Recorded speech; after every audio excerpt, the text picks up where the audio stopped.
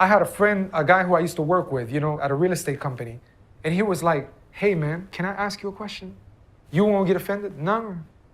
Is it true in your religion, part of your religion is like taking your life, like blowing yourself up?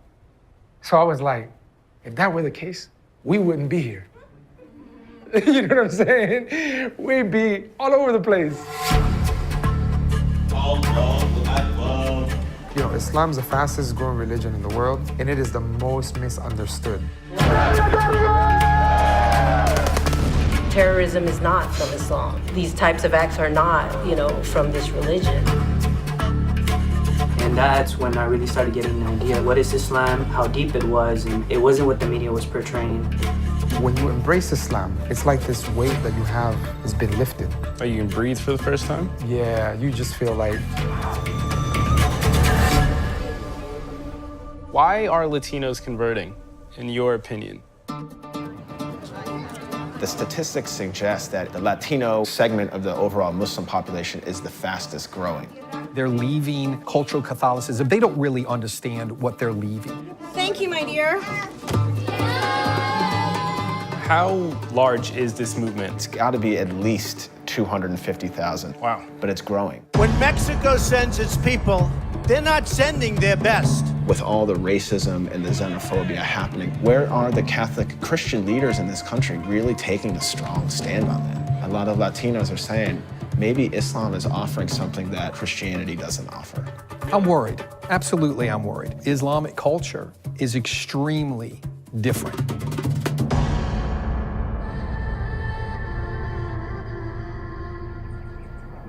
Inside America's Islamic community, one of the fastest growing populations is Latino.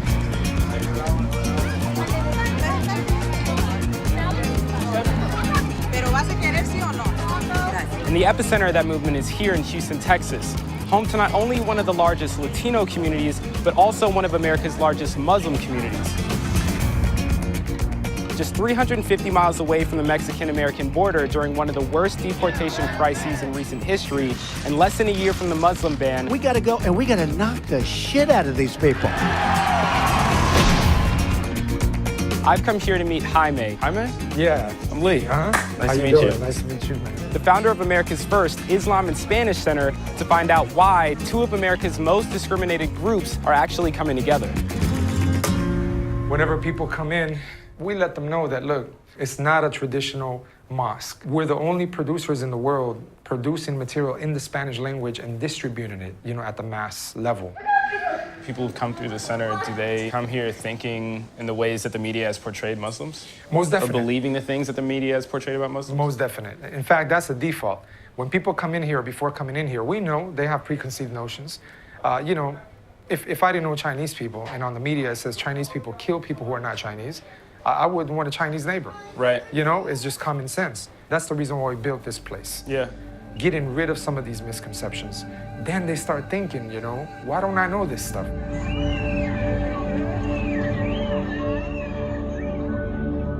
Jaime, what brought you to Islam?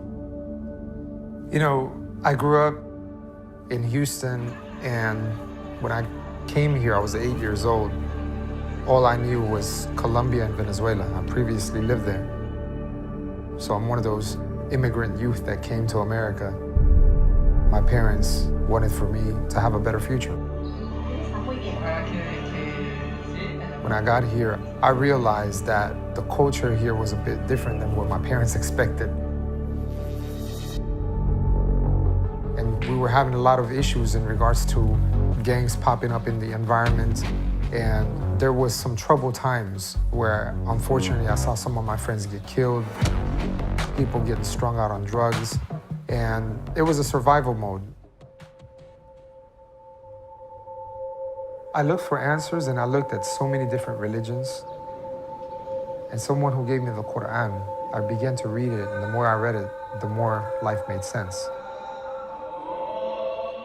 My mother thought I was brainwashed when I became Muslim because I stopped drinking alcohol, going out, the girls, all the stuff that I had easily, I let go of it.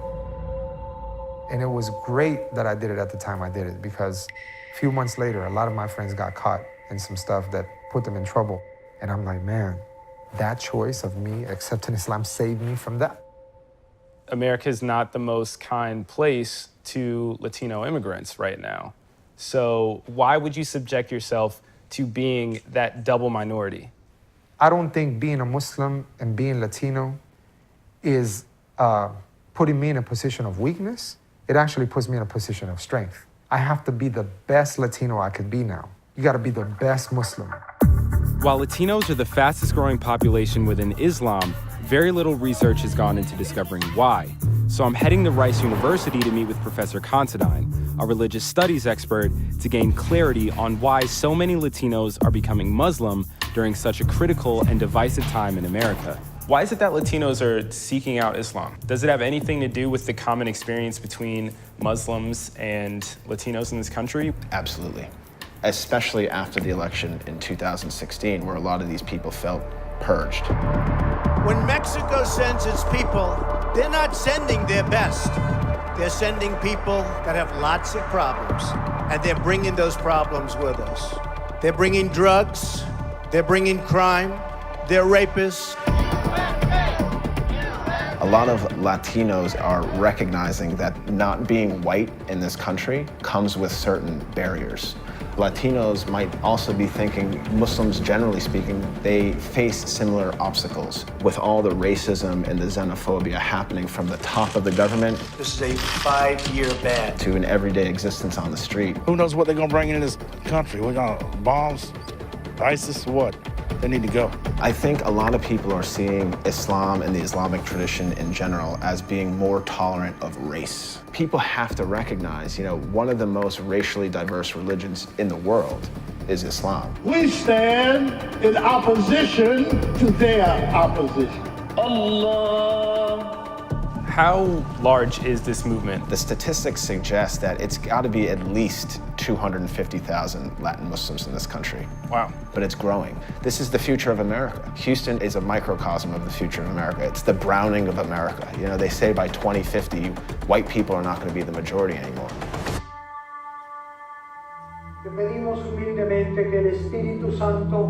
34% of the American Catholic population is Latino, mainly immigrants, and many of those converting to Islam are coming out of this community.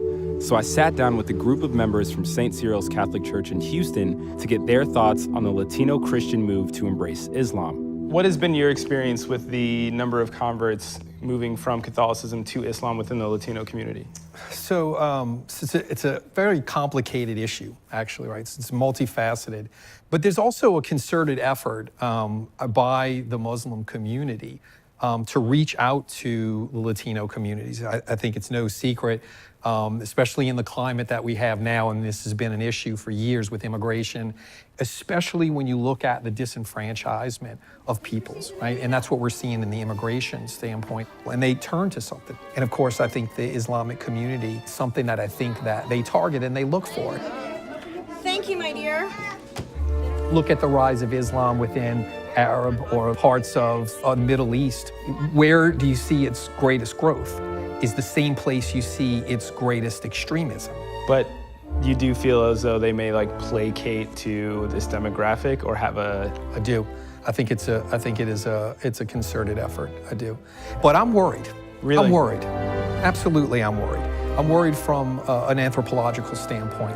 Islamic culture is extremely different. We see what's happening in Europe. We see what's happening in England. How do you think they'll be received by the larger American community? Skepticism, I would say. Very skeptical, very skeptical. Anyone who says that we target disenfranchised individuals, they don't know us. People who talk like this, they have an elitist mentality, possibly. How are we targeting? We're not targeting disenfranchised people. We're on digital media. So what room is this? So this is the brain, man, of the whole operation right here. We reached 14 million people just in a month in Ramadan. Wow. Sometimes there's some attacks, and they come due to some bias sometimes, and people have some agendas. This is our podcast station right here. I mean, had you had to contend with Islamophobia or racism because you were Latino? When I became Muslim, it was 3 months before September 11th.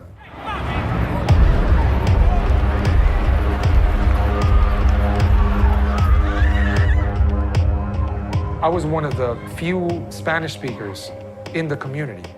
And so the Muslim community asked me to speak in front of the media, Univision, Telemundo, Why?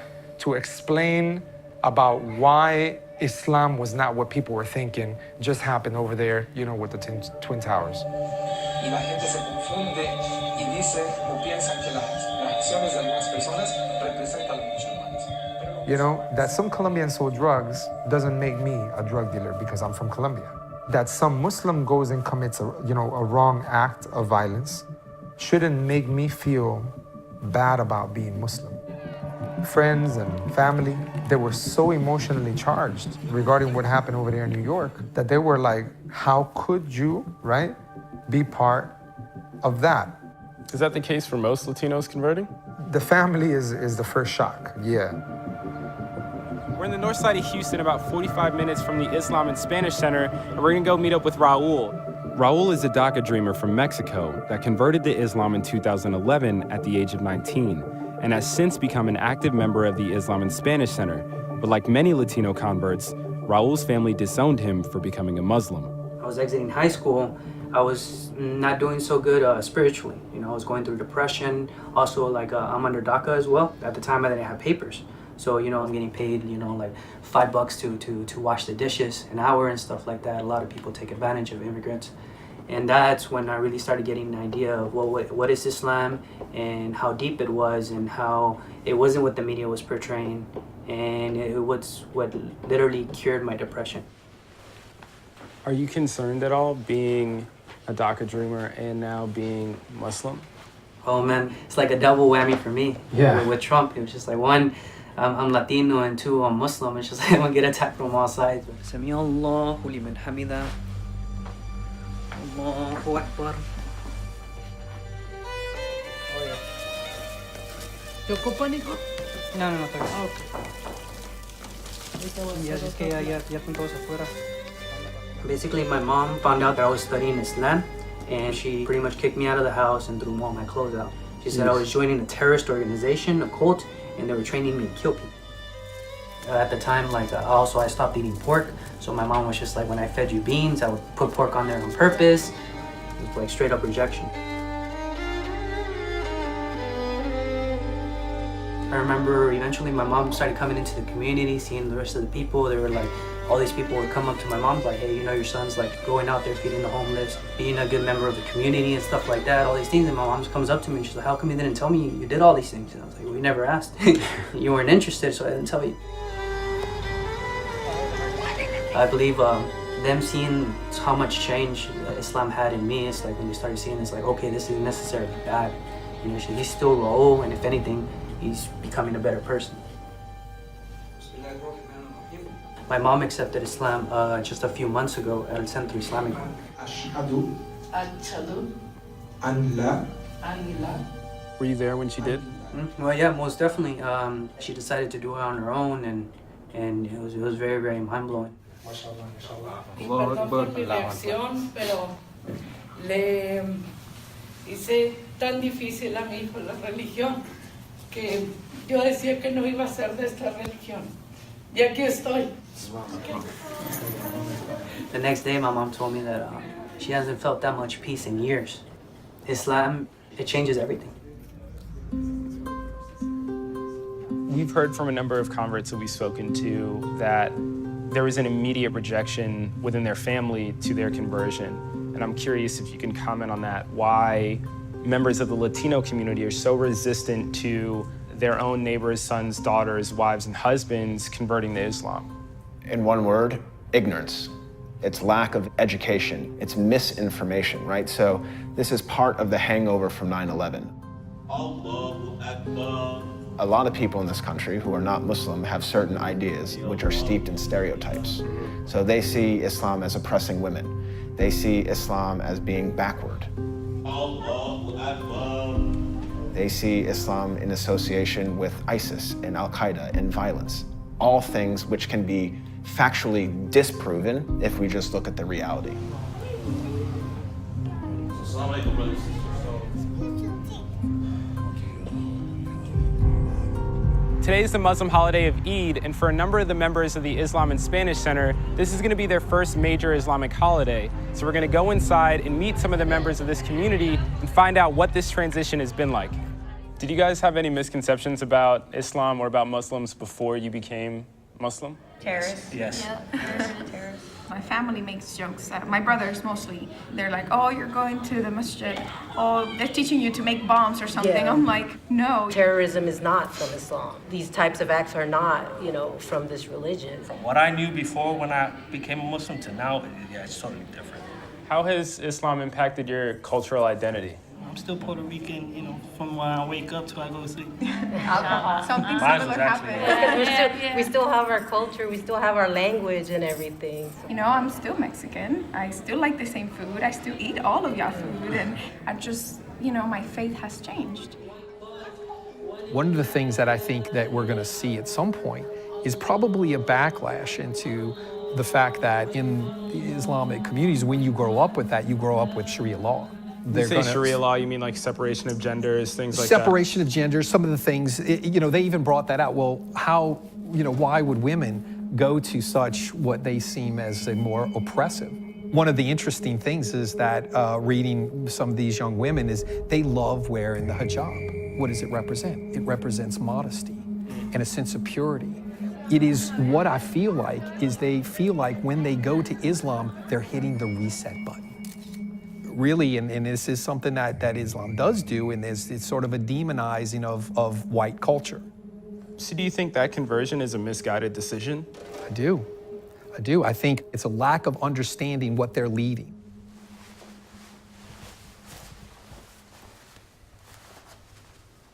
Is there something that Islam has to offer the Latino community that maybe Catholicism or Judaism or just like another religion doesn't? The core principle that is so enticing of Islam is that you have a very personal relationship with God without any intermediaries. There is nothing between you and God. Traditional ways of teaching religion has been because I said so, right? Because my father did so. But when you look at Islam, you're encouraged to ask questions in order to leave doubt. Brothers and sisters, many of us came to the United States from immigrant parents. How many youth came to America and lost their way? How many lost lives because of the choices that were made? How can someone look, living as a Muslim, as a minority in America right now, and look at what's being said in the mainstream, look at what they're saying, look at the way they're talking about us, look at what they think. How many of us put ourselves in that situation? Is that of a victimized mentality? Or how many of us look at these circumstances and say, you know what, these are just challenges in life. I'm gonna head forward and I'm gonna deal with this in the best of ways. America at its foundation is a land of religious freedom, and it's a country that was built by immigrants. But in today's political climate, Muslims seeking religious acceptance are being discriminated against, just like the immigrants seeking a new home. Allahu Akbar.